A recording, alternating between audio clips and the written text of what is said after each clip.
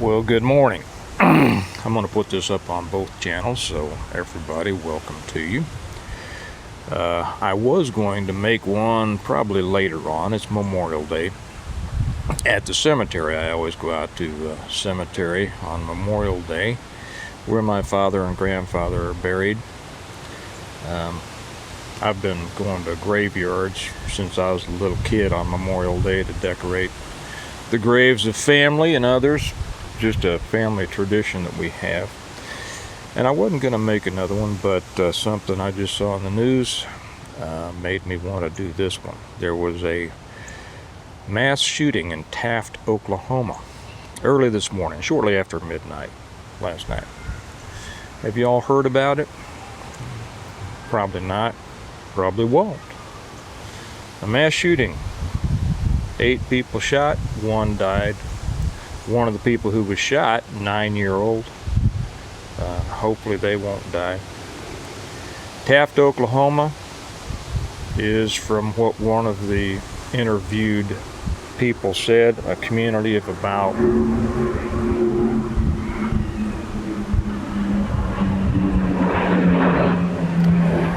got a overfly, about 220 people, something like that. It's somewhere south of Tulsa, and they said that it wasn't somebody in their community. It was somebody who came in from outside their community. Now, this is just why I'm reporting what they said, but they should know they live there.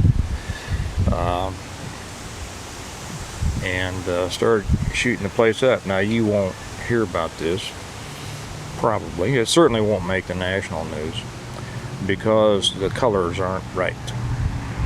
You see, it's not going to support this idea that we're being force-fed that the most dangerous thing in the world, or the greatest threat to America, is the angry white male.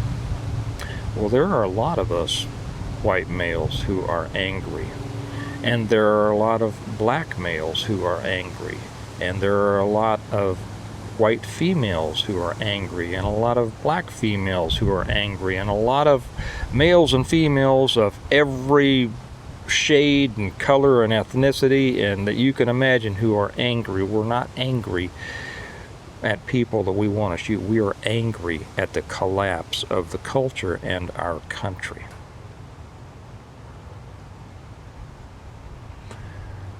There's been several other mass shootings in the last few days you probably haven't heard of, because they weren't done by an angry young male with a certain kind of gun. They were done at parties, things like that. I don't remember where they all were. I just tick them off. Well, there's another one, there's another one, there's another one, there's another one.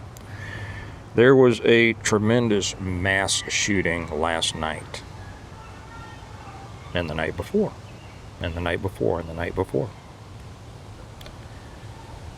In every major city in our country. Now, this one happened in a small town, which I want to point out to my small town brothers and sisters. Small towns don't make you safe anymore. Andy Griffith has left the building. It is a total collapse of our country, of the culture that used to hold us together. You know, we always had, even during the days when we were separated by law, most people, regardless of race, sex, ethnicity, political party, religion, whatever, most people felt pretty much the same about the major issues. You could not find parents that would teach their kids it was okay to lie on a college exam or entrance test, right? You couldn't find parents who told their kids, for the most part, that it was okay to steal. You couldn't find parents who raised their kids to say, well, if you're angry and life is giving you a hard row, it's all right for you to go out and rob and steal and burn down people's businesses. Couldn't find it. Most parents raised their kids. They wanted their kids to have a better life than they had, to be able to access the opportunities of the greatest country that's ever been. And I might qualify that now. I'm not going to say that it's not, but I'm not going to hold it up like America, you know. No. My idea's been changing on that for a long time. Some of you don't realize that. But they felt pretty much the same on the major issues. People don't do that now. People are not. And it doesn't have anything to do with color or sex or race or religion or anything like that. It is a systemic disease in our country and countries around the world that first ignored, then allowed, then enabled antisocial, animalistic behavior, excused it, and then developed an entire entertainment industry that celebrates it. This is why our country is going down the tubes. And this is why our country may not have any chance to reclaim itself.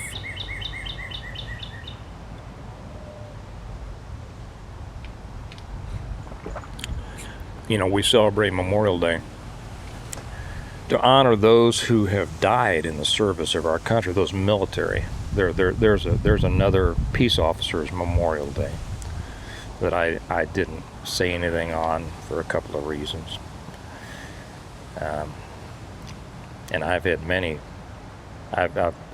is a relative term. I know a number of people who gave their lives in law enforcement to save others. But we celebrate Memorial Day to honor those who have fallen, originally in battle, but in military service.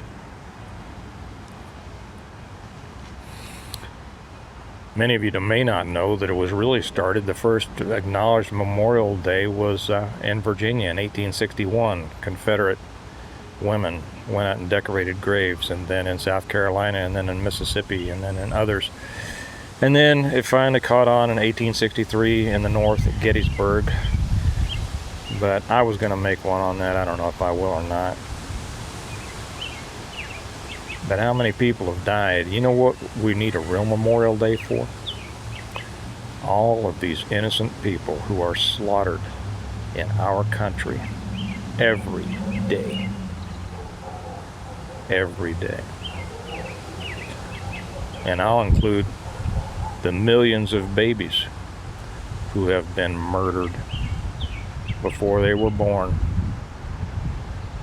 They were already alive. They were alive in God's hands.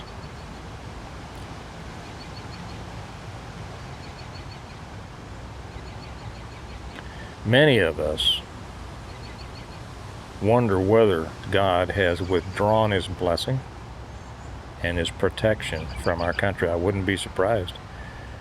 I don't know how he couldn't. That's probably for another video.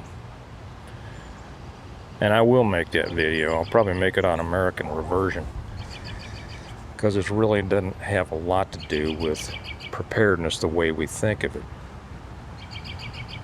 But the real Memorial Day, or I won't say the real, because I don't want to take away from the meaning of this one, but there needs to be a Memorial Day for every person who is slaughtered in this country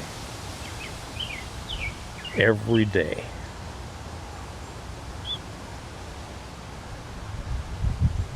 Because of politics. And that's what it is. All of this has been brought by politics. People trying to get power and persuasion by pandering to different groups, by subjecting certain groups to hate, by pitting us against each other.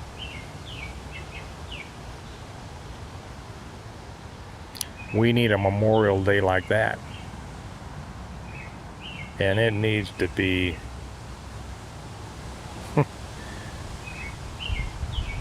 every day, probably.